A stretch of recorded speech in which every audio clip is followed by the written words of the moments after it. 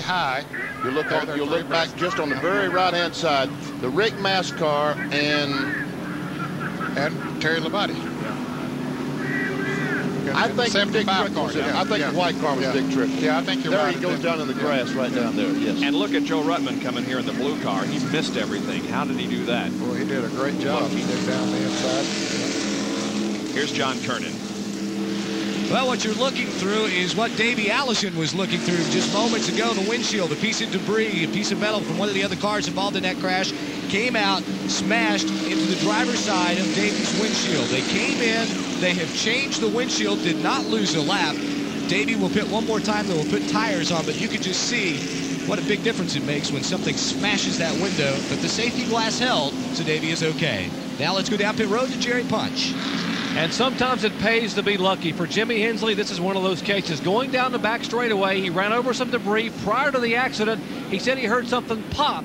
He knew he had a right side tire going down, so he slowed down. And by virtue of slowing down, he stayed out of that massive crash up in turn 4. Now, the problem he's got is that pit road has been closed, so he's riding around on the inner ladder. Danny Glad just told me they expect to come down pit road as soon as they can and change both right side tires. They think both tires may be going down.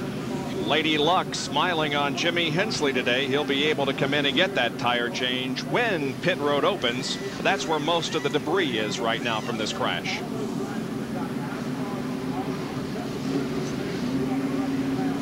Okay, now are we going to see the leaders come in and top off with fuel, and can they go the rest of the way? Right now, there will be 32 from 188. That'd be 56 laps. 56. Probably. Okay. Yep. Continuing saga with Benny, right? Okay. Yeah. Yep.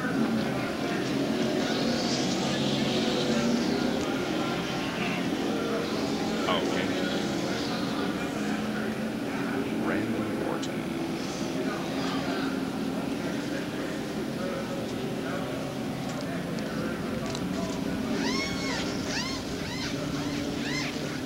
Okay.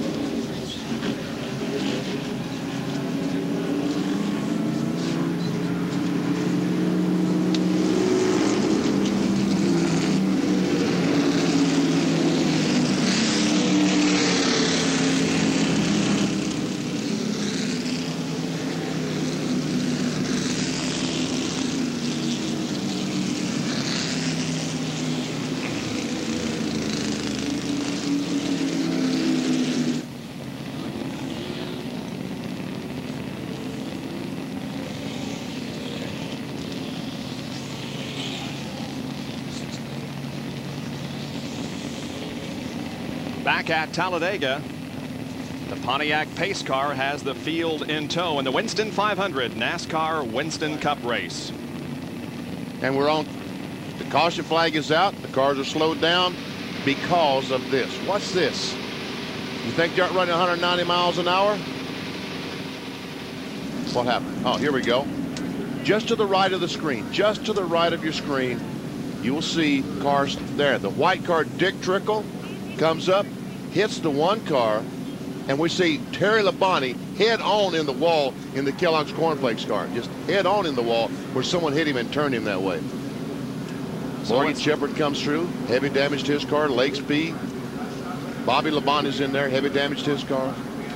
Lot of sheet metal and a big disappointment for Greg Sachs, who had a great run going in his first with the Country Time car, but unfortunately it's on a rollback right now. He changed the spring in the right front and had a really good run going, but unfortunately it is all over. So once again, we have seen how the crews put the cars together and how the drivers have taken them apart. We followed the progression of the building of a car in recent weeks. Now it's the engine. Here's BP and Randy Dorton.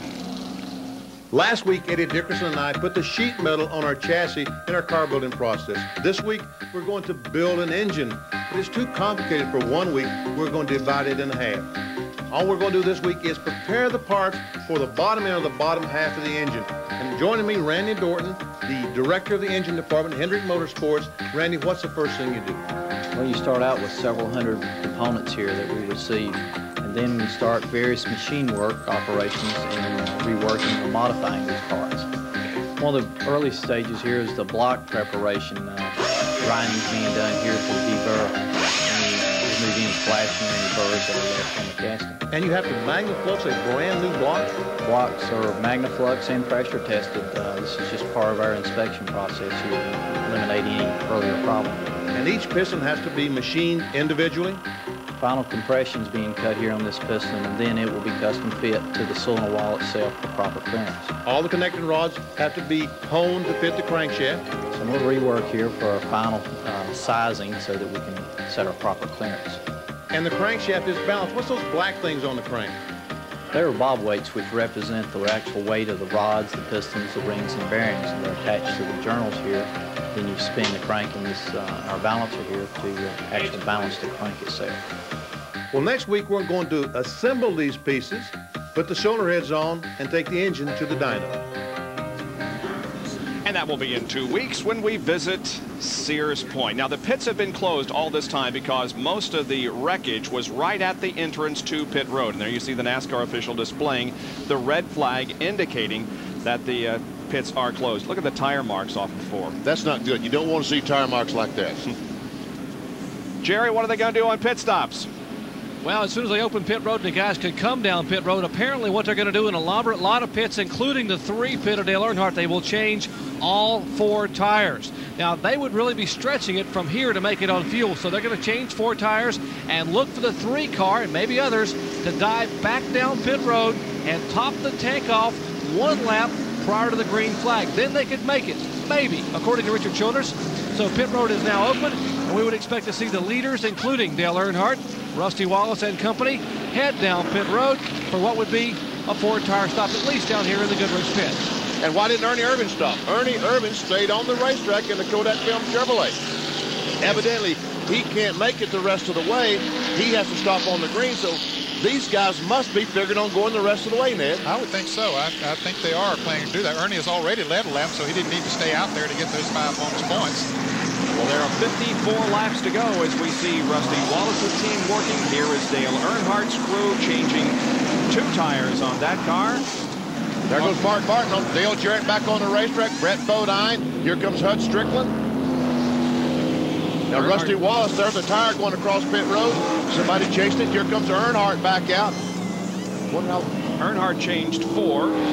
Allison's still there. They're changing 4. And they're putting some tape on the windshield to hold that windshield in. Here comes Michael Walsh, Boco, Kenny Wallace. Good run today for Wallace in the Dirt Devil car. And Jimmy Hensley being pushed. He has stalled the engine, and they're trying to push it and get it started. There he finally gets it going. They continue to work on the windshield of Davey Allison. John Kernan showed you how shattered it was when he ran over a piece of debris. Now they're trying to secure it down. That'll help Davey real good. They're putting a piece of tape right across where he looks. Just what you need when you're traveling 195 miles an hour. 54 laps to go in the 188 lap Winston 500.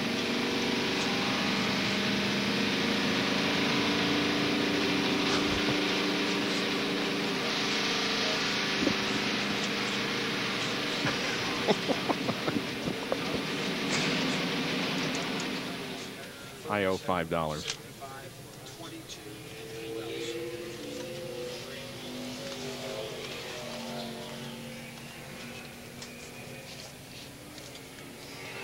Oh, okay. Okay. We need to say Dorsey Schrader's going to drive that car next week sometime. Mm-hmm. Now he might be able to make it the rest of the way. Can they run 54 laps? Harry can't run 58 that time. I don't know. But they've got a bigger spoiler this time. I don't know.